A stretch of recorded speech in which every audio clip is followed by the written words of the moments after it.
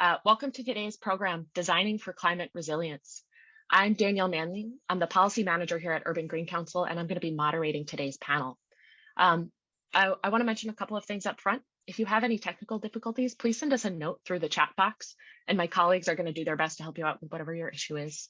And the second is throughout today's presentations, you can submit questions through the Q&A chat box located on your screen. We'll be monitoring those questions throughout the presentations this morning, and then we'll try to get through as many questions as we can during the Q&A period after the presentations.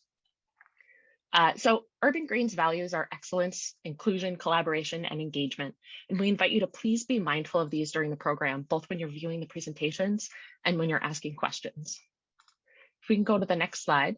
I am particularly excited about this event this morning because it's a clashing of worlds for me. Before I came to Urban Green, I was project manager for the New York City panel on climate change, which we'll hear more about what that panel is in today's presentations. But this is a really special event for me, and I'm excited to be moderating with you today. New York City is no stranger to the effects of climate change. We just passed the 9-year anniversary of Hurricane Sandy last week that brought devastating coastal flooding to the region that we're still working to recover from. The city is also vulnerable to hotter and longer lasting heat waves, and as we've seen this year, to really intense rainfall in inland areas that you wouldn't normally expect. And what we've heard from the experts is that it's looking more and more likely that the policies to limit carbon emissions alone aren't going to be enough to stop some of the worst effects of climate change. So we have to pair our climate mitigation strategies with climate resilience if we're really going to be prepared. And this is especially true in our buildings, because once they're built, they're in place for decades. So designing buildings for resiliency upfront will be incredibly important, since most of the buildings will still be standing as these changes become more frequent and intense over the next century.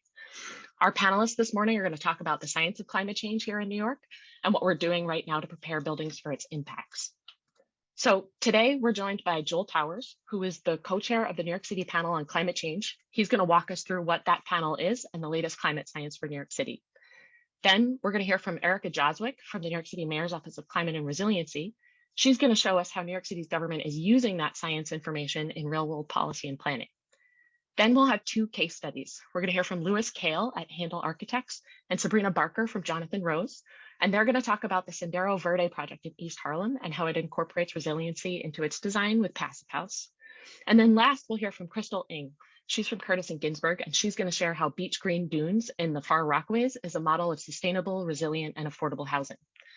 So to get us started, I'm going to turn it over to you, Joel, to begin our presentations. Thank you, Danielle. And I'm going to get us started with sharing my screen. Hopefully you can all see that. First of all, I like the clashing of worlds as a way to begin, because I come to you from the world of architecture and sustainable design, as well as most recently, or the last 20 years now, from the context of the university. But I am currently, as Danielle says, the co-chair of the New York City panel on climate change, which is typically a group of climate scientists and social scientists. So I'm not quite sure how I ended up co-chairing, other than I had the great pleasure of working for many, many years with Danielle's former colleague, Cynthia Rosenzweig, climate scientist from the Goddard Institute for Space Studies, who together with Bill Selecki, a geographer from Hunter College, were the previous co-chairs.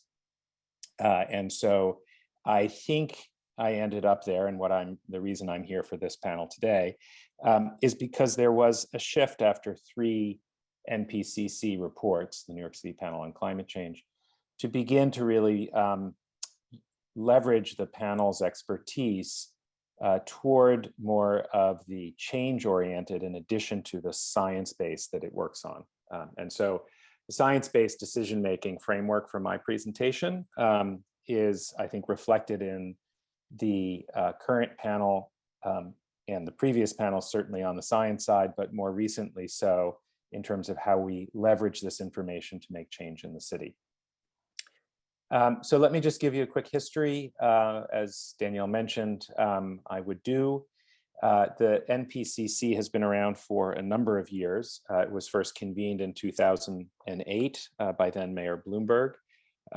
It predates, really, in a lot of ways, work that was started when the Office of Long-Term Planning and Sustainability was established, which was in 2006. The panel itself, as I mentioned, is comprised of a collaboration of climate and social scientists, and our charge, as codified in local law, which happened in 2012, is to be providing the city with the most up-to-date science on climate change in order to inform decision-making in relationship to adaptation and mitigation. 2012, of course, is a very critical date in the history of New York because it is the year Hurricane Sandy hits.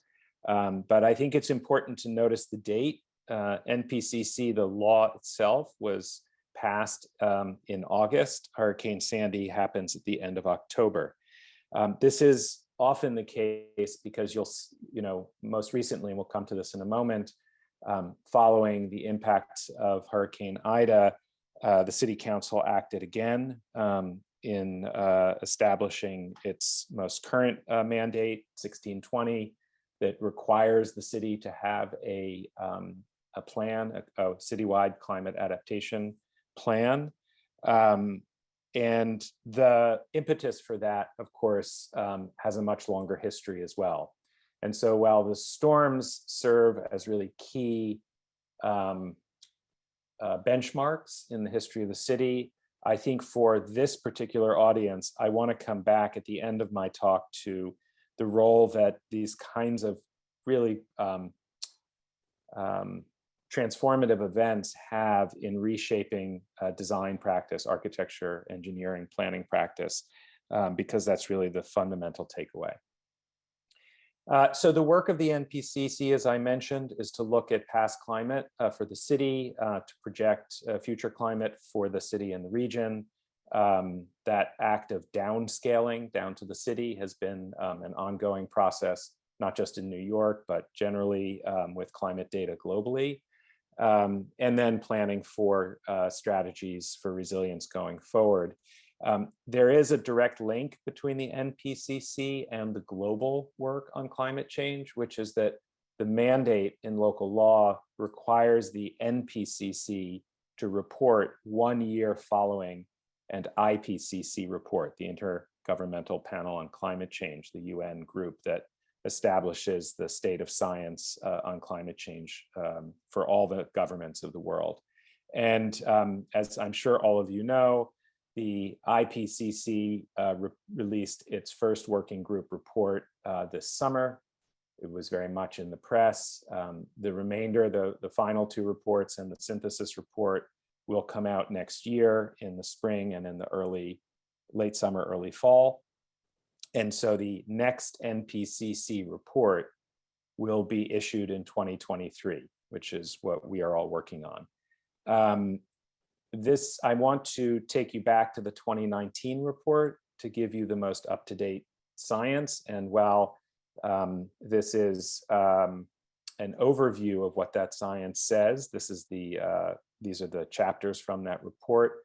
I would like to, and I will do it when I end my presentation because I can't see it. Oh, wait a second, maybe I can see it. Yes, it is there. I'm just putting in the chat right now the direct link to the full NPCC3 report. And there are many sources of data, and indeed there are many reports that the city provides, many of them through the Mayor's Office of Climate Resiliency, who will be joining us today for this presentation. As well as the City Council itself. So since 2019, MOCR has come out with a number of important initiatives and reports. The city has overall, the City Council has its own 5-borough plan. As I said, their initiative 1620 is also relevant, but the science that underlies all of that work is found in the NPCC report. So the science-based decision-making. And so the report that I've just provided you a link to is a much longer version of what I'm just going to share with you now. So in NPCC3, you'll see a diagram that describes the principal organizational idea of how both the panel itself produces the work and how it is structured, and the interrelationship between what at the time was called the Mayor's Office of Recovery and Resiliency and is now Mayor's Office of Climate Resiliency, was previously the Office of Long-Term Planning and Sustainability. Regardless of its name, it is the group that we interact with. We are an independent body, NPCC, but we collaborate and coordinate very closely with MOCR. That information goes to the mayor, and as I mentioned, it also informs city council deliberations and their laws that they pass.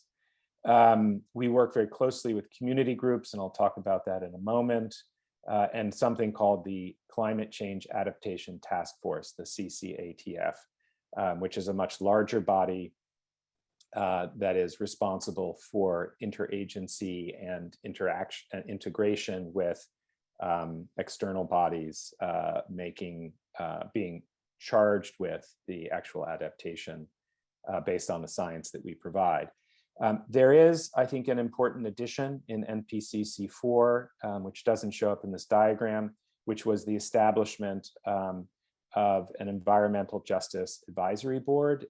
We on the NPCC see them as a kind of sister organization to ours, and work when we can closely with them. They also report into the mayor's office structure. And they are charged with providing the city with a framework on environmental justice and the impacts that climate change has on EJ within the city, and identification of EJ neighborhoods, and making sure that environmental justice is front and center in the work of climate adaptation and mitigation. The previous report, 2019, really focused on the idea of flexible adaptation pathways. This diagram tries to describe that process, in which the goal of staying below acceptable risks, which get passed obviously through both status quo policies, but also one of the real challenges, and this relates directly to this audience, is the ways in which flexible adaptation can be accounted for, particularly in the built environment. And I'll come back to that, as I said, at the end. The report traces many issues, but as you can see in the sort of physical climate space, we're looking at temperature, precipitation, flooding. The report, again, as you can see by the location of the storm tide measurements, spends a lot of time focused on storm surge and coastal flooding. Of course, it's sort of the equivalent tendency of militaries focused on fighting the last war. Inland flooding has been increasingly an issue that is of great concern for globally, and within the context of New York City, and indeed inland flooding has been the impact of the most recent mortality in New York City from Hurricane Ida, and we'll come back to that as well. But as I said, there's a great deal of focus on coastal flooding, a focus on sea level rise. A lot of this information underlies things like the flood tracker data that is available now through DEP. And we also focus, as I mentioned, on questions of social vulnerability. And there was for the first time in NPCC3, there was a chapter on equity, and that really laid the groundwork for one of the key framing points for NPCC4. The Social Vulnerability Index, which you see here, maps what are essentially environmental justice communities, and it takes into account a range of different indicators, 15 different indicators that are categorized across 4 different themes: socioeconomic status, household composition and disability, minority status and language, and housing and transportation, in order to come up with these areas of high social vulnerability, in particular in relationship to climate change. We track heat as well. It is, many of you, I'm sure, are aware of the perception that New York City is a heating environment, not meaning it's getting warmer, but is an environment principally dominated by the need to provide heat in wintertime. But increasingly, the data are pointing us toward the critical importance of cooling in the summers and the increased number of days above 90 degrees Fahrenheit. And as you can see in the data, those numbers are significantly increasing. And it's critical to be thinking about the ways in which that vulnerability, particularly for those who do not have access to cooling, as well as the typically maladaptive approaches to cooling, which is another way of saying air conditioning, render the city increasingly hotter and less efficient in its cooling the more air conditioning we add. And so nature-based solutions, blue-green infrastructure, these are really critical long-term planning strategies for the engineering and architecture and planning communities to be considering based on the data. This is the ragtag group of us that are producing NPCC4. I wanted to just give you a quick highlight on the fact that, as I mentioned, we will be starting and centering resilience and equity at the overall charge for this particular NPCC, with a cross-cutting theme of equity working across all of the various chapters. Before we get into the scenarios and data for exploring New York City's future. And then finally, looking at futures and transitions as a kind of way of looking at developing sustained and adaptive resilient strategies. So that's the work that will be coming out in 2023. In the meantime, the report that I provided you gives you the underlying science, as I said. So just a couple of points, appetizers for what the kinds of things we'll be looking at. By focusing on equity, we allow ourselves the opportunity to introduce data. This is not New York City, it's Philadelphia, but the data on the history of redlining, and in particular, the ways in which that sets up a structural inequality in relationship to climate change. So data that looks at temperature and land cover in redlined areas, which is the category D in the homeowners, the HOLC. And as you can see, temperature is higher, impervious surfaces are more present, and green cover is less. And so you end up having heat island and redlining overlapping in terms of data, which points to really critical questions about adaptation in the city going forward. Finally, I would just remind us all that we're living in a very complex geological moment. I'm not going to go into long stories about the Anthropocene, but all of the data are saying that the critical response of humans to the environment that we have essentially created requires us to be resetting human-nature relations. And so in addition to the NPCC, there's no shortage of IPCC reports. This is the one in the center that just came out on the physical science. They all basically say the same thing, which is that we are running out of time and we are increased greenhouse gases. And so I'll end with this slide before I turn just to my final thoughts, which is that there's a lot of complex data. I don't think any of you are new to it. You read about it constantly in the press. The question is, how do we do this? How do we increase the amount of time and reduce the number of greenhouse gases in a process? And so what I wanted to just suggest to you in closing on my 15 minutes is that there is a long history in architecture, planning, and design of responding to crisis and transforming practice. And so I mentioned, of course, the most recent storm, Hurricane Ida, where there were 12 deaths in New York City, 43 in the region, 82 nationally. Hurricane Sandy, which we started the presentation with, 42 deaths, 285 nationally. These are the kinds of events that get people's attention, they get policymakers' attention, and they tend to result in field change, because of course we are, as a profession, committed to and responsible for life safety. And when life safety is questioned or put in peril in relationship to foreseeable events, and I remind you that Governor Hochul, after Hurricane Ida, said, quote, "We need to foresee these in advance and be prepared." It's not that we haven't seen them. It's that we are not prepared. And I would encourage us to think about the following.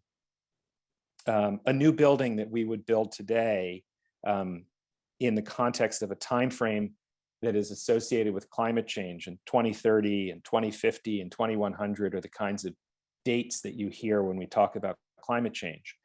2030 for energy transitions, 2050 to be at net zero, 2100 as the sort of outside window of our climate projections.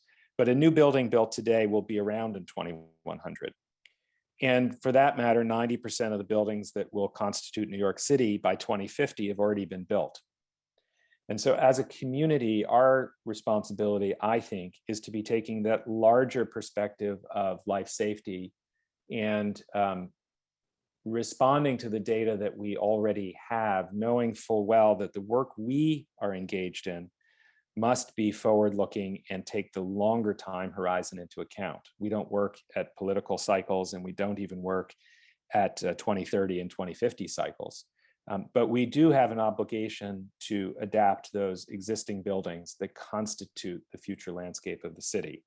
And that's where I think this data is particularly important. And I think adaptive reuse is fundamentally the place where architecture, planning, and practice need to account for this data. So I will stop there and pass it along.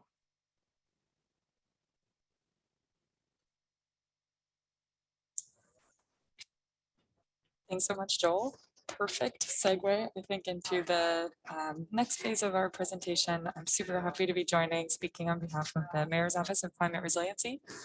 And today I will be sharing a little bit more on how we've taken this idea of incorporating future climate projections into building and infrastructure design.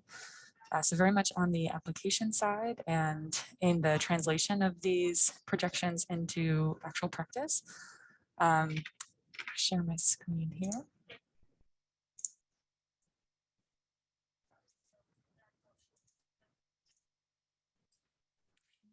Always have to swap this. Okay. So like I said, my name is Erica Jaswick. I'm a program manager at the Mayor's Office of Climate Resiliency on the infrastructure and energy team. And I manage the Climate Resiliency Design Guidelines portfolio. Mayor's Office of Climate Resiliency has a vision of adapting New York City to the unprecedented challenges of climate change to create a more resilient, equitable, and vibrant city for New Yorkers today and in the future. And we do that through science-based analysis, solutions development, and capacity building, really leveraging the very rich network that we have in New York of our academic partners, our agency partners, community groups, to really build a more climate resilient city overall. And when we're thinking about climate change, something that Joel alluded to was the idea of being reactive to a significant event. When people think of climate change, they may most often think of the larger type of shock events, the hurricanes, nor'easters, very extreme precipitation events. But what we also want to be preparing for when we think of climate change in the city is a changing of the chronic baseline conditions. Things like chronic tidal flooding, overall higher than average temperatures and groundwater rise. So it's not only thinking about those very significant events that cause a lot of damage, but these daily occurrences that just change the way that you would baseline design your structure or your infrastructure, and really would have an impact onto New Yorkers' lives. We are so lucky to have such a rich network of the scientific community in New York City through the New York City Panel on Climate Change. Joel set us up extremely well for an overview of our work together, but we have really leveraged this relationship that we have with them to incorporate the latest science into our work, making sure that we are at the cutting edge, that we are updating projections as we receive information, and that we're putting all of the science to the most rigorous standard of peer review. Something that is often a challenge when we're using climate data is the level of uncertainty that's inherent with using projections. But it's really through the expertise of this group that we've been able to gain a lot of traction, significant amount of respect for this work in the actual implementation of climate change standards, and has been really gone a significant distance with the folks that we're working with in the engineering and architectural communities to really start incorporating this into practice. So Joel also mentioned some of the data sets that we've been able to use based on the New York City Panel of Climate Change Research and Information. We have received information in this format, and what we are hoping to do is to really translate these data sets into engineering architectural standards that can be used in actual design and implementation.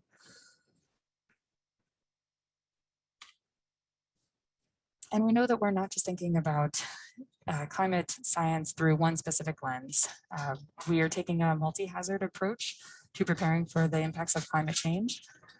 Again, I think when working with partners, it could be thought of as mainly focused on coastal storms or on sea level rise, but we truly have a multifaceted risk exposure in New York, and therefore we need to take a multi-hazard approach to preparing for climate change as well. So you could see here some of the risks that we are preparing for in our design documents, and some of the potential increases in the frequency or severity of these types of events as we go into future decades. And the investments that we are making today are going to last for decades to come. So it's not a far-fetched concept to say that we need to be preparing for these type of extreme conditions during our designs that we're implementing right now and over the next several years. This really is where the climate resiliency design guidelines comes in, is taking this forward-looking climate change data and incorporating it into present day capital projects to prepare for this future. This document, of which we're on version 4, published last year, translates climate change data in a consistent way across New York City's capital plan. It establishes this consistent approach for using forward-looking climate change data for all types of city capital projects. Right now, this is a city-focused document.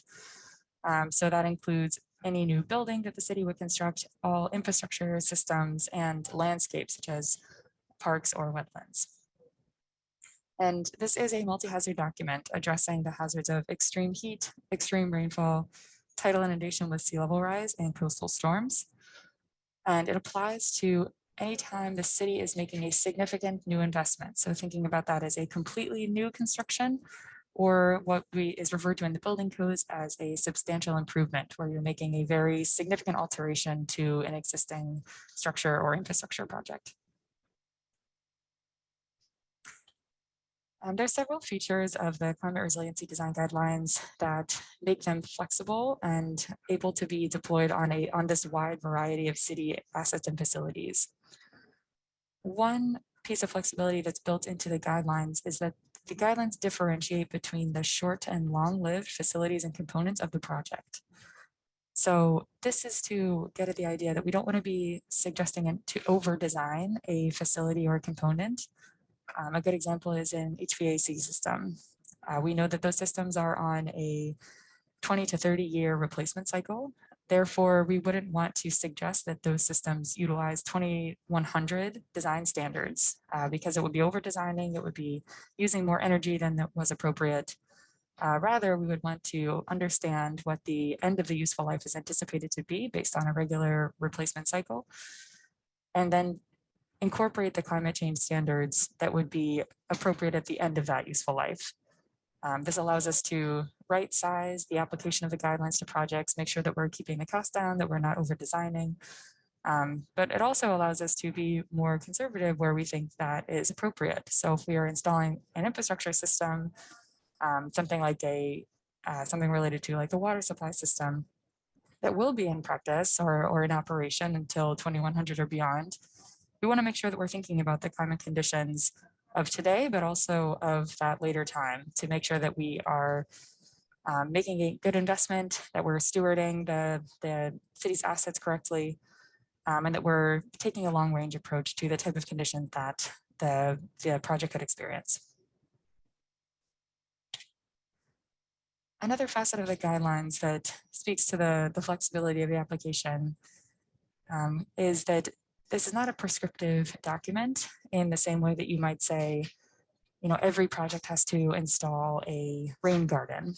The guidelines provide climate change design information for these different hazards based on the latest climate science, but it's not prescriptive as to how you would mitigate the risk. So you could see here some example of different design strategies that could be selected by the design team in order to mitigate the risk that the project could be exposed to. And not every project is going to take the same path. It's going to depend on what's in the project scope. It'll depend on the budget that the project has or the operational impact to the function of that facility or asset. I think it's one of the strengths of this document is that it shows that building to a climate resilience standard does not always need to add cost. And it can be very much so thinking about making the existing investment climate resilient. You're not adding resiliency components to the project. You're making your investments resilient for the ones that you are installing today. And using climate information in building and infrastructure design is not a new concept. It's one that we've been doing for decades in the building code. So right now the building code does use historic climate information to incorporate into the building code and engineering standards, as well as city departments design standards. But this is climate information that's based on past events. As we know, the events of the future decades will not be following all of the trends that we could expect using only historic information. So this is really where the climate resiliency design guidelines come in, is to take that forward-looking lens, provide some direction on how to use these future projections, and then city departments can apply the guidelines in their standards in a way that makes the most sense for their assets or infrastructure. And we've seen pretty good success with agencies incorporating this into their work already. So some agencies have really taken a leadership role and have incorporated this into all of their capital projects. You can see here some examples from the Department of Environmental Protection, the Parks Department, and from HPD's Enterprise Green Communities. And this is a practice that we only really see increasing in the future, not only because it's becoming more mainstream in the city, but also because of some recent legislation that I'll get into in a couple of slides. A good example of, again, some of the flexibility of the guidelines is that they're consistently being updated to reflect the latest state of research today. So as of May of 2021, this year, we've released New York City Stormwater Resiliency Plan and the associated New York City Stormwater Flood Maps that give an idea of risk exposure to extreme precipitation. This is going to prompt us this new resource to incorporate this into the climate resiliency design guidelines. There'll be an update to this document later this year. And this will, again, just kind of make sure that we are keeping pace with the latest research and all of the products that are coming out of the significant work that's going into climate change in New York City, and making sure that we are giving agencies all of the tools that they need to incorporate this into their projects. Like I said, this has been an iterative process to develop this document, working across over 20 different city agencies and growing. The first version of this document was released in 2017, and most recently in March of 2021, the city passed Local Law 41, which requires a 5-year pilot to apply the guidelines to a representative sample of projects before the guidelines become mandated for all capital projects.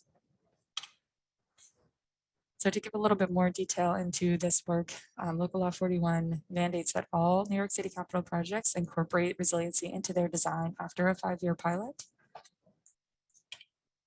This pilot process is going to allow us to apply the guidelines to real-world New York City capital projects.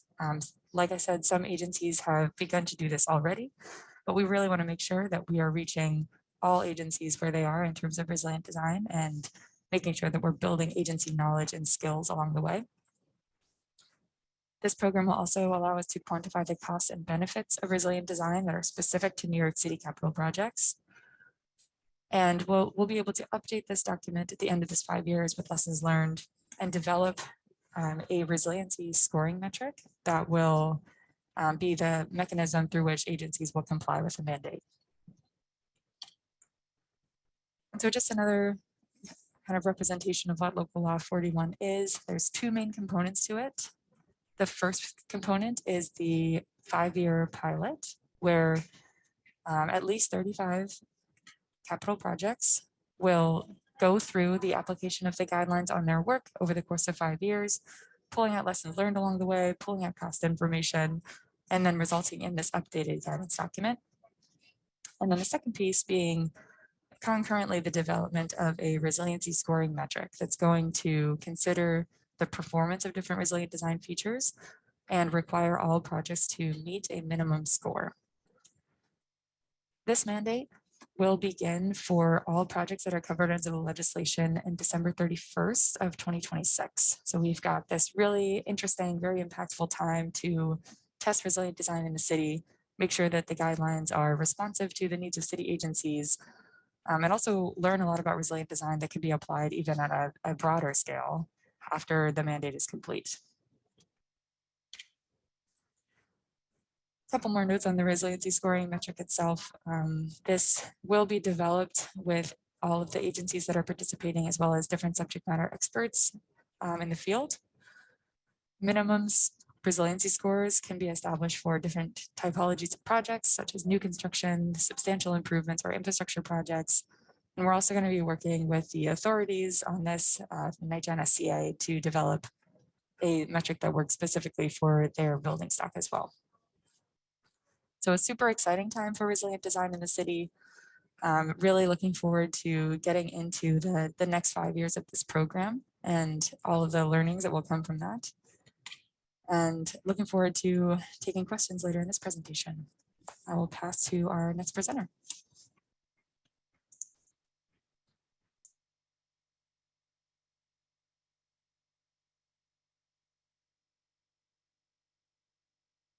Thank you, Erica. And all right, let me share my screen here.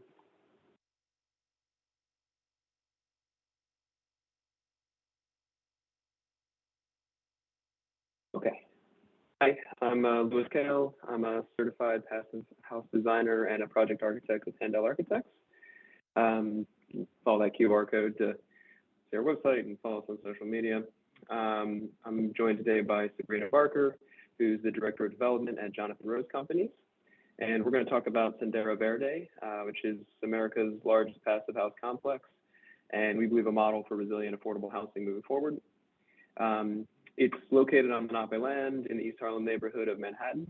It's being developed by Jonathan Rose Companies, L&M Development Group, the Acacia Network, and HPD.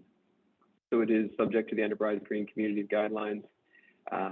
And both phases of the building, which we'll talk about here in a moment, are currently being constructed by L&M builders. All right, so before I jump into the project, very high level description of Passivhaus. Passivhaus is a rigorous certification program. It's focused on reducing energy use and, very importantly to this discussion, increasing occupant comfort. It's a performance-based standard. It takes a comprehensive look at the building and all its systems. So it's not a prescriptive points-based system. It's taking a look at all of the building-wide performance metrics. And it requires careful detailing during design and a robust quality control and verification protocol during construction to make sure all of the performance metrics are met. There's two main focal points for achieving a Passivhaus. There's the enclosure, which is detailed to be free of thermal bridges, have continuous insulation, and meet a very high standard of airtightness. And then there's the MEP systems, which include the high performance, efficient, and usually electric powered heating and cooling system, and a balanced ventilation system with high efficiency energy recovery. There's also a focus on efficient lighting and appliances. So the project itself is being constructed in two phases. B, which is two smaller buildings here on the east side of the site, are expected to be completed in spring of 22, and building A will follow in the summer of 24, which is the tower here. It's going to provide 709 affordable units, ranging in AMI from 100% to supportive housing for those formerly experiencing homelessness. In general, when we talk about resiliency, and then kind of what we've talked about resiliency a lot leading up to this point, we've been talking about physical infrastructure and withstanding, extreme stresses. And we'll discuss how Sendero Verde seeks to meet that standard. But also, I want to highlight that a founding principle of the project has been to contribute to community resiliency as well. Sendero Verde is envisioned as a community of opportunity where residents not only have a place to live, but facilities that support the entire community and enhance the quality of life. These facilities include a K-5 charter school, an art gallery, social services suite, and a new home for one of the city's oldest settlement houses with programs for after school and seniors and other community services. The goal here is development that can weather long-term economic and social stressors, as well as increasing threat of natural disasters. All right, so a focal point of our community of opportunity programming is green space. Sendero Verde is Spanish for green path, which is a figurative reference to the role we hope the project plays in New York City's transition to a more equitable and sustainable future. But it's also a literal reference to the meandering pathway that winds through the publicly accessible courtyard park. You can see here coming from Madison Avenue, kind of winding through this big courtyard in the middle of all three of our buildings, down to Park Avenue here on the east. All three of the residential buildings, this is the tower, building A, and then we have B North and B South. All three buildings have direct access to this courtyard, which includes pods for exercise, performance, reflection, and play. These little pods here. And then the community facilities also have direct access to the courtyard.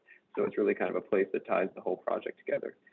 In the southern corners here on the west and east, we have community gardens, which will replace the community gardens that had already existed on the site and be another benefit to kind of supporting that community resiliency. This bountiful green space enhances community resilience while creating a reprieve from the steamy summer streets and mitigating heat island effect, which is important because, as we see from the resiliency guidelines that Erica outlined there, Sendero Verde is located in a neighborhood with the highest risk of heat-related health risks for those guidelines. Green space is not our only strategy to reduce the heat. We also have high albedo finishes for all of our exposed surfaces. So we have a lot of trees adding to the shade. We have very high efficiency VRF heating and cooling systems, which localizes exhaust air to certain points on the project. This is a plan of building A, and you can see we have these condensers in this one localized area.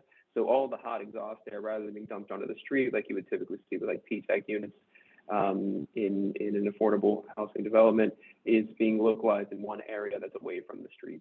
And so that helps also mitigate heat island effect.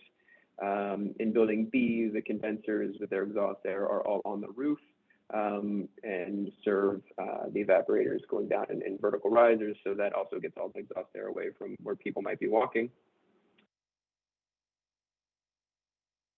And because our facade is so insulated and airtight and our heating and cooling systems are so efficient, our energy use intensity is greatly decreased from a comparable code minimum building. So you can see here on the left, a code minimum building with an energy use intensity of around 118 kBTUs per square foot per year, and our passive house expected to be around 50 kBTUs per square foot per year. It's close to a 60% reduction. And a big takeaway is that a huge part of this reduction is in the heating and cooling costs, or heating and cooling loads, which, this also helps support resiliency of our tenants by allowing them to spend less of their income on their utility bills. Another aspect of the project there. And it also helps make our building more adaptable. All of our HVAC systems and appliances are entirely electric. At the beginning of the project, we investigated how to create a completely fossil fuel-free building. Unfortunately, in 2018, we couldn't make the economics of electric water heaters work. So with that one critical exception, Sendero Verde is ready to be powered by 100% renewable electricity as soon as our municipalities and utility companies are ready to provide it. So by having electric heat and cooling, we're ready to take advantage of renewable infrastructure. A passive house is also adaptable in the short term in the event of extreme weather events, like the power outages that we saw in Sandy, extreme flooding. There was a study done at the Ken Sobel Tower in Toronto, which is a passive house. And we saw how, because we have this airtight facade and it's very insulated, we are able to extend the livable temperatures within the building for a much longer period of time. So in the event of a power outage, the building is much more resilient for the health and safety of the tenants inside. See this red line here is the interior temperature of the passive house. That dashed line is the kind of livable temperature you'd want to maintain.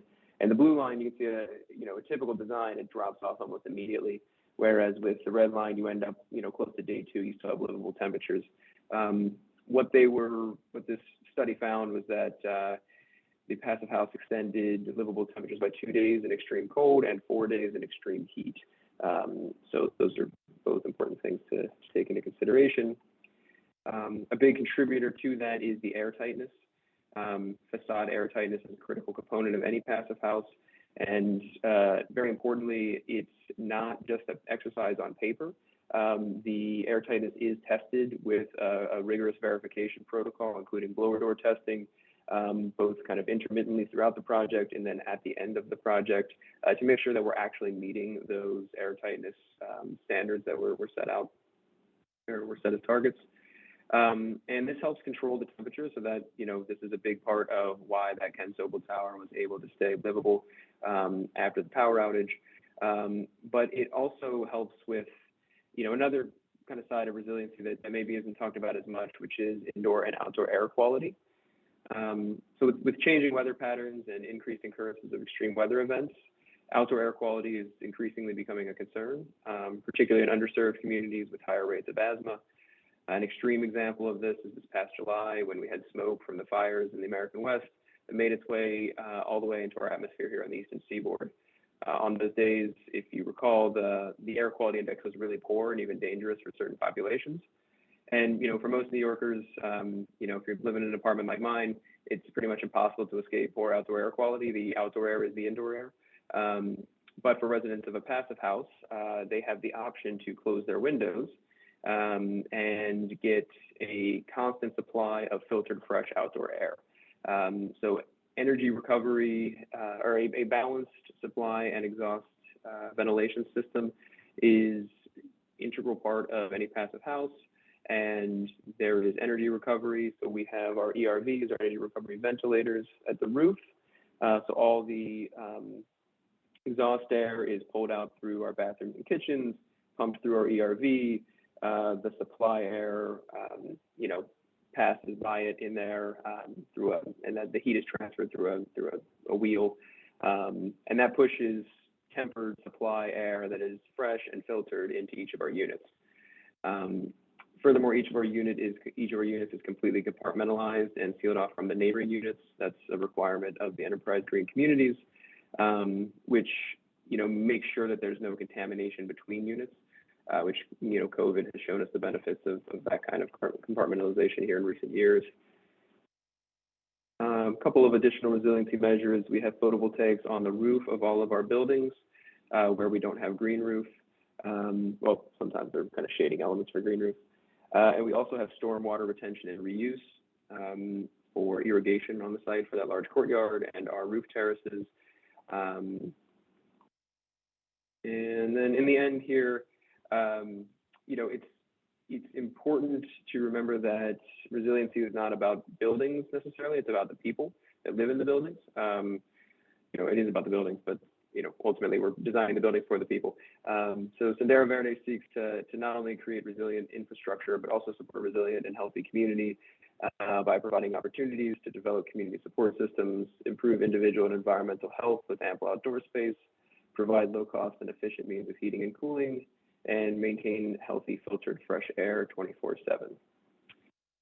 And that's all I have there. So, you know, feel free to check out our other work. And this is the current state of the project here. This is building B under construction and the site for building A, which will be finished here in 2024. So thank you. Oh, I should pass it on to the next person now. I guess Crystal will take over from here. Thanks.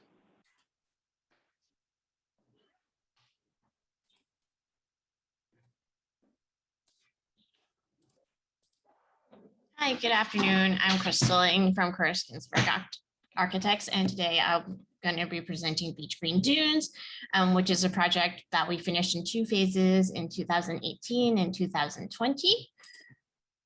It is located in the Rockaways, right next to Beach 44th A train station. And in front of it is a natural preserve before we reach the ocean. It is totally affordable. And they are also Passivhaus certified buildings. This is a view of the 2 buildings. They in total represent 238 units of affordable housing. There's also parking on site and commercial spaces, since this area does not actually have a lot of retailing. So taking a look at the flood risk map, we are in AE zone 10. So we do have to comply with Appendix G of the building code.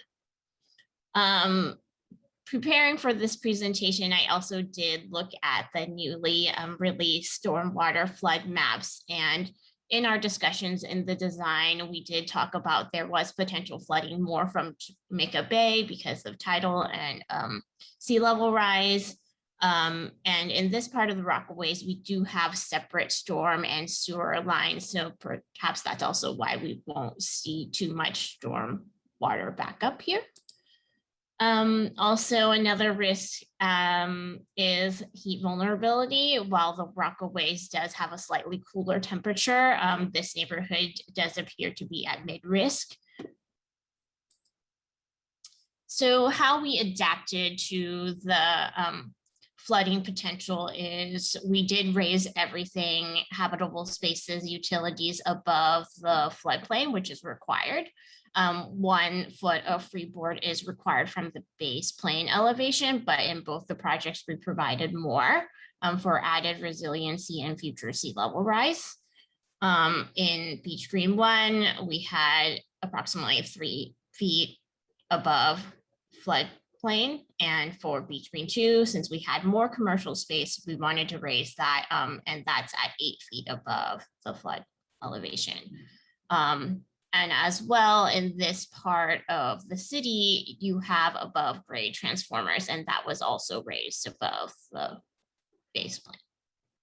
And for Beach Green 1, we did plan an outdoor gathering space where people can meet in events of emergencies and in there every day to create that social cohesion. So our 2 main programs are treated differently.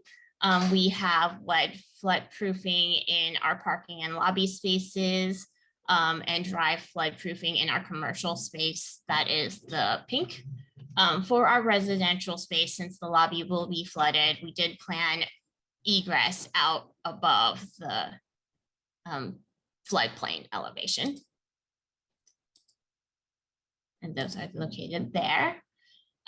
For wet floodproofing, we do have to plan these flood vents, which reduces the hydrostatic pressure on our structure. They are located within our lobbies and even in our elevator core. So even our elevator core would be flooded, and during a flood, the elevator will stop at the first residential level. It is also required, and we put thought into what materials are selected into the lobby so that they would be durable material and would not be susceptible to mold in case that the area does get wet. And these are the vent locations. And in our dry floodproofing area, the commercial area, we did have to install flood barriers at all the openings, windows and doors. The structure has to be planned for hydrostatic pressure. There is also additional stairs for egress above the floodplain, as well as a sump pump dedicated specifically for the space to pump out any water that would intrude. And as much as feasible in our site, we did use pervious pavement and even pervious asphalt, and planned rain gardens as well as bioswales for everyday for absorption of water. And then we did partner with HPD, since this is an HPD project, and our one of our energy consultant, Stephen Winters, to do a study on Passivhaus. And it was amongst the case study samples. And this is kind of the analysis of what the greenhouse gas emissions are compared to code and Passivhaus. And at least right now, and we're probably going to be reducing this further in the future in our designs, it is below the 2030 targets. And we also are pretty conscious that we will most likely experience power outages in these extreme weather events.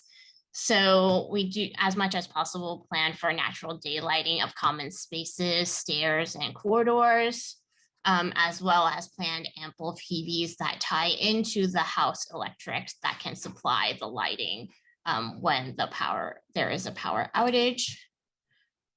In the case of Beach Green Dunes 1, we also do have a CHP, which can provide backup power. They would supply the lighting and some selected common spaces. In Beach Green 1, we have a gym that has a VRF cooling, so that could be used for a cooling room if it wasn't heat event. And we also had supplied out backup power for an outlet in the maintenance room where you could keep a refrigerator and people can keep their medicines or anything they required in terms of a backout. And I think Lewis gave a very good presentation about how Passivhaus is a means of passive survivability, meaning occupants can remain in place or shelter in place during an event. And our project definitely can also achieve that. Some of the highlights of the Passivhaus design is we did have insulated concrete forms, CMU, which contributes to a mass wall as well as super insulated to reduce the temperature flux, and a focus on air barrier and thermal bridges.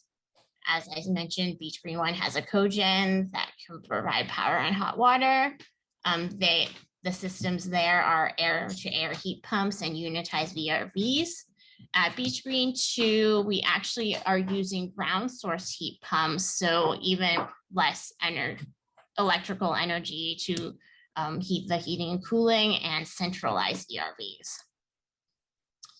And we feel that this project is addressing the heat vulnerability by providing all residents cooling. And at least at Beach Green 2, residents only pay $10 a month in the summer to run their AC, since it's such a high efficient system. And as mentioned, the gym can be a cooling room. And since we have PVs, when batteries becomes more affordable, then it could also be tied and used as backup power at Beach Queen 2 for some of our common spaces. So that's kind of planning for the future resiliency. And then, as most mentioned, talking about some of the social and health resiliency of the residents. We're very conscious to provide outdoor areas, social areas, and recreational areas in both projects, as well as making the landscape both functional and aesthetically pleasing. In this rain garden here. And then at Beach Queen 2, the developer has partnered with the Campaign Against Hunger to provide a healthy food cafe that can teach residents to cook, as well as being a fresh food market. So I'll turn it back over to Danielle.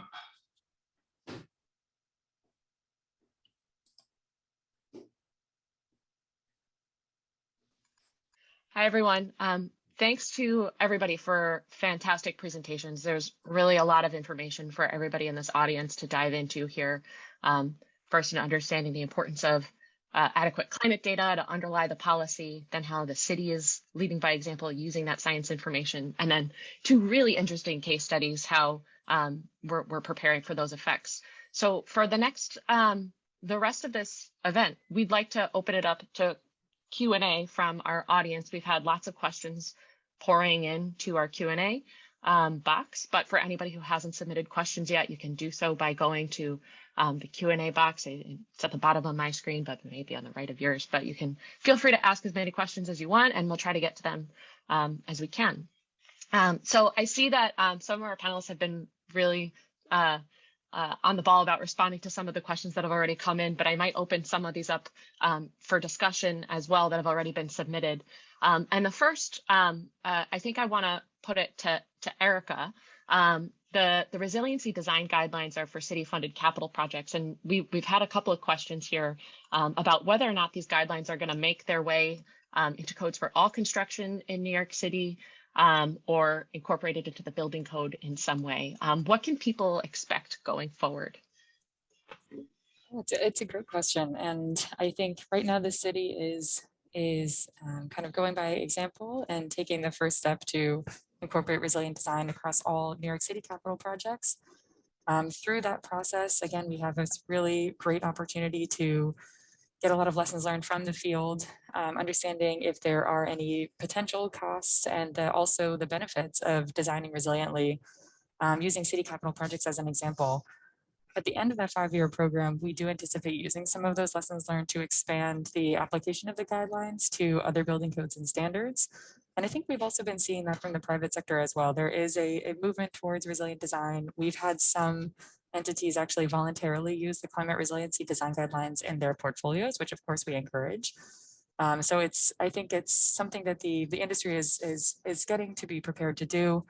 It makes good design sense, and we are right now in the process of really making sure that these guidelines are extremely applicable, and that we are creating a very strong document to then potentially expand the application of the guidelines beyond the city projects. Great, thanks. And as Joel mentioned, it's going to be important going forward for most buildings to think about, because they're all going to be here when these climate impacts that he was talking about are going to be felt more and more. So Joel, a question for you in seeing how the city has used this and seeing the presentations today. We know, as you showed us, climate data can be really complex. What sorts of challenges do you face in making climate data usable for practitioners and like architects and engineers in our audience today? And how do you try and translate it so that people like Lewis and Crystal can use this in their projects? Thanks, Danielle. I would say that people like Lewis and Crystal are using it fantastically. So I'm very impressed with the work. I think the challenge is less the complexity of the climate science itself, which is critical in terms of making science-based decisions on the policy front. I think the real challenge is translating the urgency of the science into policy recommendations. Because as you could see in Erica's presentation, the city ultimately takes a fairly cautious approach to change. A 5-year analysis of 35 projects puts us 5 years further down the road when we know very well that the buildings being built today are going to be confronting these climate risks. And so, and that's not a critique of Erica or of MOCR, it's a critique of the nature, the kind of cautious nature of policymaking when our profession is actively engaged in building the future every day. And so I think that is actually where I think the hardest translation occurs, because ultimately designers are responding to a set of client needs and cost constraints. I think that the field is quite capable of internalizing and understanding the data. But it's the larger regulatory and financialization framework that haven't caught up. That's the real problem, because we're, you know, we all of this is kind of financialized risk into the future. And the things that Crystal and Lewis are doing are reducing costs in the future by acting in the way they're acting today. But that future benefit is hard to account for in current construction dollars. So that's, to me, that's where the biggest challenge lies in translation. Yeah, and that's a great point. And on the topic of cost, Lewis, in your presentation, you mentioned that you did what you could to incorporate full electrification into the buildings, but it was difficult to make, at the time, electric hot water systems work. Can you talk about that and about the general overall cost for designing for climate resiliency that you've experienced? And Sabrina or Crystal, feel free to jump in. Sure. I think, you know, and one important point that, you know, Joel mentioned is that it's not just the getting these tools to architects and designers. It's also, I mean, one of the reasons that we were able to do this project, I mean, that really the driving reason that we were able to do this project was we had a very a client that was motivated to do this kind of work in Jonathan Rose and L&M Development Group and Acacia. You know, they brought a lot to the table in terms of the discussion of resiliency and the, you know, the fossil fuel free building idea was initially something that Jonathan Rose had brought up. So I think that it's important not just to think about this as tools for designers, but tools for you know, an entire industry and you know, kind of those clients as well as designers. And obviously that gets to that kind of financial incentives and how to start to think about you know, risk and financing in a different way that is taking this kind of more long-term view of things. So just a point building on the last one there, but to answer your question, so we did look, I mean, in 2018, I'd say is around the time that we were making a lot of these decisions around our systems. And, you know, this is before maybe 2017, even late 2017. And this is before Local Law 97 was passed, the Climate Mobilization Act. You know, at that time, we were trying to come up with a way to make a fossil fuel free building. And the one difficult challenge was domestic hot water. It's very expensive to run your domestic hot water with the, you know, electric water heaters. Now, I don't know if Local Law 97 would have changed the economics of that, but certainly it gives us a point of conversation about the long-term benefits of reducing gas in the building. You know, it adds an economic component to it. It says, you know, yes, maybe it costs more now, but, you know, down the line, as gas, maybe you don't want that gas in your building anymore when, you know, that those emission penalties start to come into play. We're an affordable housing project. It wouldn't have affected, you know, us anyway necessarily, but maybe future versions of Local Law 97 or the kind of evolution of these laws might have impacted us. But it, you know, it gives us a good conversation starter. So yeah, I guess that's kind of my 2 cents there. That answers the question. Sabrina, did you have anything to add about? Yeah, I mean, I do think that as Lewis mentioned, it is kind of our like company policy to move towards all electric buildings, just because we think it's the best ways the grid gets cleaner to, tap into that. But with Sendero as such a large project, I think also the size of the boilers, I think there was efficiency issues as well with all electric at that time that I hope, the cost with Passivhaus, we think it's wonderful. The costs, I think, for this project were about 6 to 8% over a typical building.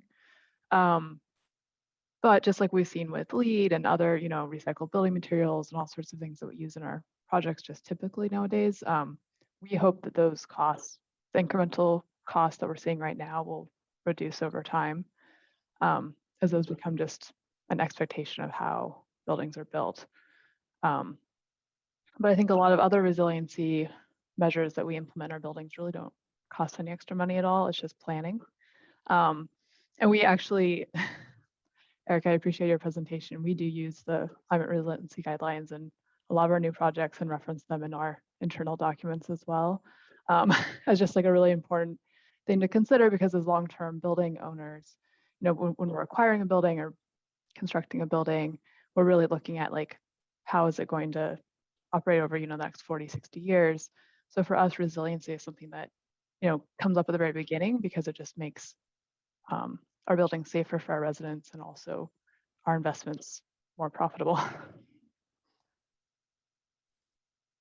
Right. And by, if you spend a little bit extra upfront on those small incremental costs, you really prevent any kind of repairs that might be needed down the line, any kind of interruption of people living in these spaces. So it might cost a little bit more upfront right now, but it just makes complete sense. And some things are really easy, like just putting things on a generator to make sure that, like, in a power outage, people can see cable news and like know if, like, what's going on in case of a disaster. Yeah. Crystal, anything that you'd like to add before we move on to the next question? Sure. I think Joel and Erica both made good points, as in these infrastructures in the building that we're putting in does have a payback. Like, you're going to be more energy efficient in your use. And I think now, as we're getting more buildings constructed, we're going to try to document that better. So as an industry, we understand like how then the finance model can be structured. And that's kind of a lot of conversations that we have with our clients. And I feel like for me to separate the cost of these measures is particularly difficult, because like Erica said, we should be kind of incorporating them into all our existing structures already. Like, it's not really that much to the structure of the building or the MEP system. In fact, we're actually making our MEP system smaller and having cost savings there. So I think I did try, in preparation for this presentation, to try to nail down some costs. And really the only thing I feel like we're doing different and adding to Passivhaus is improved air sealing. We're technically supposed to provide that, but we're not checking in our regular code compliant buildings. And in our, like, a percentage of our overall project, that's only 0.25%. But that has a lot of significant benefits. And ERVs, which we also don't typically provide in a code compliant buildings, can range from between 0.3% of the total project cost to 2%. So I feel like looking at those numbers, it's pretty staggering. I feel like we could find the dollars there to make that investment into the future. And we need to think of it like more of like a life cycle cost, and as well as the initial cost. That makes a lot of sense. I think it's important to note there that, a lot of these Passivhaus measures that we're incorporating into our buildings are, I'm sure, Crystal and Handel Architects here, we designed these buildings before the 2020 Energy Code, and now we're seeing the 2020 Energy Code, and we're seeing references to ERVs, we're seeing references to documenting thermal bridges and air sealing in a more robust fashion. Still not quite to the same standard that Passivhaus is there, but it's definitely trending that direction. And I believe there's a local law, I think it's 3032, I think, that's looking to set a building-wide energy limit by 2025, or get that into the code somehow, like either through UI or emissions. So I think, which is a big part of Passivhaus, is kind of a building total energy budget. So I think a lot of the things we're doing are helping our offices transition towards what is kind of inevitably going to be code minimum buildings in 5 years, maybe hopefully sooner. Great, thanks. On the topic of the code, there's Crystal, you mentioned in your presentation that the Beach Green Dunes it's in zone 10 flood zone, and so applied Appendix G of the building code. And we had a question come in about what does the building code require now in terms of resilience? And Erica, you talked about Appendix G in your response there. Would you mind sharing with the audience a little bit more about exactly what Appendix G is for those who might not know? Sure. So in the response to the question too, Appendix G does recommend certain freeboard additions to structures that are located in the current floodplain. Right now, though, however, it does not take into consideration future floodplain or projections for sea level rise. So that's something that's like one kind of, I guess, indicator of where we might head with the guidelines is right now the guidelines do make recommendations for the future floodplain and how you can account for calculating a design flood elevation outside of the current flood areas from FEMA, as well as future sea level rise considerations when calculating your DFE for critical and non-critical facilities. Our office and Mayor's Office of Climate Resiliency also has been working with FEMA to update their flood maps. So that's something that we can also anticipate as a improvement to the building code, as well as incorporating more of those future resiliency standards as well. Of course, though, it has to be done very thoughtfully, making sure that we have affordability in mind when making any of these recommendations and the impact to New Yorkers. So definitely something that we're wanting to take a lot of care with recommendations towards, but I think it is one way that kind of speaks to the relationship with the guidelines and the building code and how we can build kind of lessons learned around making recommendations or changes. And also can defer to any of my panelists on any more of the technical aspects that I might have missed too. Great. No, I think you covered it. And I think the importance of what Joel's work is doing is providing that forward-looking information that this can now be based on, because we're just so used to using the historical data. So when we have really trusted and vetted climate science data underlying the future projections, we can feel comfortable making policy that's grounded in science about what the future holds for the city and make new guidelines for building construction. So I want to switch gears a little bit to some of the other questions that we have. So one of the questions is, how much does the actual materials used in the construction affect the resiliency of projects? And are other things more important? Joel, I might start off with you for this question, since I see you typed in an answer, and then maybe we can open it up to anybody else who wants to respond. Sure. I just on one thought on the code, I think we'll start to see, or I hope we'll start to see the code focusing more on cooling going forward. It has a preponderance towards heating still. So the answer that I tried to provide in the text response encouraged the questioner, and I would say our audience, to think about two different approaches to material. One is to begin to really account for the embodied carbon used in buildings, and it's one of the arguments that we really need to keep front and center when we consider whether or not to tear down a building and build something new, or whether or not adaptive reuse is possible. We don't account for that right now in the broad energy accounting of a building. What is the embodied carbon of that existing structure? But even when we are building new structures, as both Crystal and Lewis were talking about, we need to begin to do that kind of calculation in order to understand that buildings carry both an embodied carbon and an operational carbon. And a lot of the Passivhaus really reduces the operational carbon footprint of a building, in some cases down to zero, which is fantastic. That's how one can build a non-fossil fuel building, but one must account for the embodied carbon in the front end. And that's another set of calculations. I'd be curious, actually, Sabrina and Lewis, to hear how you guys thought about that in answering the zero fossil fuel challenge that you were given. And then I added a number of other things about materials beyond the carbon footprint, which is the other environmental, both human and non-human environmental impacts of material production, extraction, human health, non-human health.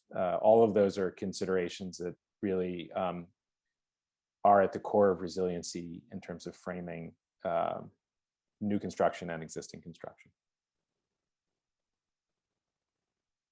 So how'd you deal with zero fossil fuels? That mandate or that goal was strictly from an operational carbon standpoint. Yeah, I would say, Joel, though, that we are more seriously since that original mandate, we have been trying to figure that out from a company perspective, and we're, as a result, really interested in mass timber to help with that embodied carbon of the actual structure. I think we're really looking forward to kind of the building codes catching up. Like right now, trying to find doing that like cost effectively, especially when building affordable housing. We haven't quite figured that out yet, but we'd love to do that. Yeah, I mean the codes are so far behind on this, right? I mean mass timber in the city and batteries for the backup storage of solar power, and there are places where I think the field, the profession, is way beyond where the code is, and we actually need to be pushing the code. Yeah, I think I mean the embodied carbon is a great point. We've been talking about that a lot in our office, and I know that the wider Passivhaus community, through organizations like the North American Passivhaus Network, that's becoming a very big topic in these conferences, because it does. I mean, Passivhaus reduces operational carbon, tremendously, but you're adding insulation, you're potentially adding more refrigerant through these high efficiency VRF systems. So you're adding potential embodied carbon issues. So I think really life cycle analysis is something that we really need to start incorporating into all of our practices. Because I think it's not just about the embodied carbon at the beginning of the process, it's also about, if we're talking about 60, 80, 100-year buildings, I mean, how often are we replacing different elements? How are we making cladding decisions based on replacement costs? And by cost, I mean carbon emissions, not necessarily, financing. So I think, and it's unfortunate. I mean, there's such a dearth of data, I think, on this. Like, if we'd only been, even if we weren't setting goals, if we'd only been doing life cycle assessments for the last 10 years, we would have so much information about, strategies that could be employed. But because very few projects do that, I think requiring life cycle assessments, even if you're not necessarily setting targets with what they're trying to achieve, would be something that would be a fantastic thing to push for in, the regulatory bodies in our cities and country. Great. Thanks, everyone. I think we've got time for just a few more questions. So if you do have any that you haven't asked yet, please get it in. There's a question that I think most of you touched on in some way in terms of the community and environmental justice. But there's a question on how can we better connect the physical and social aspects of resiliency? For example, giving community organizations the resources they need to organize during a climate event or clearing storm drains before heavy rain. That's kind of open to anybody who wants to respond to this question.